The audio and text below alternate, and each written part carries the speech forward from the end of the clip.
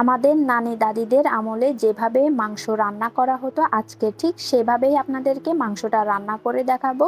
আমার মাংসের কালার এবং লুকস দেখেই বুঝতে পারছেন এটা কতটা পারফেক্ট হয়েছে। যারা নতুন রাঁধুনি তাদের জন্য এই মাংস রান্নাটা বেস্ট, আর এটা এভাবে রান্না করার পর কখনোই আপনি ফেল হবেন না। সবাই আপনার কাছে রেসিপি চাইবে, এটা এতটাই পারফেক্ট এবং মজার হয়। চলুন তাহলে মূল রেসিপিতে যাই।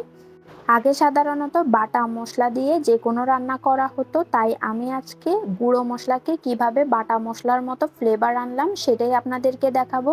এখানে একটি থালির মধ্যে 2 চা চামচ মরিচের গুঁড়ো, 1 চা চামচ হলুদের গুঁড়ো, 2.5 চা চামচ জিরার গুঁড়ো, 1.5 চা চামচ ধনিয়া গুঁড়া, ছোট চামচের 1 চা চামচ লবঙ্গ, 1 চা চামচ কালো গোলমরিচ, 2 চা চামচ আদা বাটা, 2 চা চামচ রসুন বাটা, স্বাদ মতন লবণ আর একটা স্টারের অর্ধেকটা নিয়ে নিলাম। এই সকল মশলাকে এখন 1 টেবিল চামচের মতো সরিষার তেল দিয়ে এগুলোকে মেখে নিব এবং 2 থেকে 3 মিনিটের জন্য রেখে দিব।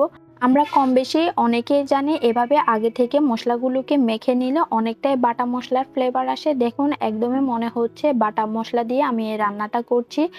এখন এর মধ্যে অ্যাড করে দিব গরুর মাংস। গরুর মাংসটাকে আমি ভালোভাবে ধুয়ে নিয়েছি, এরপর মশলার সাথে খুব ভালোভাবে এটাকে মেখে নিচ্ছি। এই মাংসটাকে এখন কিছুক্ষণের জন্য একপাশে রেখে দিব। অন্যদিকে পাত্রের মধ্যে কিছুটা পরিমাণ সরিষার তেল দিয়ে দিলাম আর কয়েকটা গোটা মশলা দিয়ে দিলাম, এলাচ, দারচিনি আর তেজপাতা।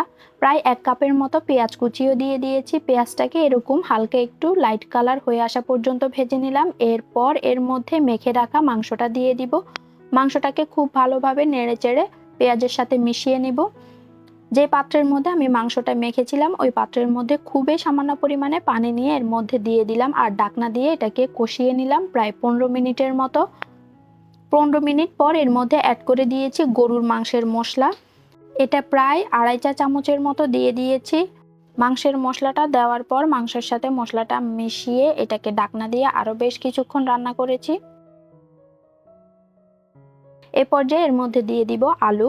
আপনারা চাইলে আলুটা স্কিপও করতে পারেন, কিন্তু আমার থেকে খুবই ভালো লাগে মাংসের সাথে আলু খেতে, তাই আমি সবসময় মাংসের সাথে আলুটা ইউজ করি। মেহমান আসলে ওইটা হচ্ছে ভিন্ন বিষয়। সবকিছুকে ভালোভাবে মিশিয়ে নিয়ে এবার ভালোভাবে নেড়ে চেড়ে দিয়েছি, আর যখন এটা মাখা মাখা হয়েছে ফুটন্ত গরম পানি দিয়ে এটা মাংসটা সিদ্ধ হয়ে আসা পর্যন্ত রান্না করেছি। মাংসটার কালারটা দেখুন, একদমই ইজি, হাতের নাগালে থাকা মশলা দিয়ে আমি মাংসটা রান্না করেছি। কতটা পারফেক্ট হয়েছে তা আপনারা দেখেই বুঝতে পারছেন। ভিডিওটা ভালো লেগে থাকলে আমার পাশে থাকতে ভুলবেন না। আল্লাহ হাফেজ।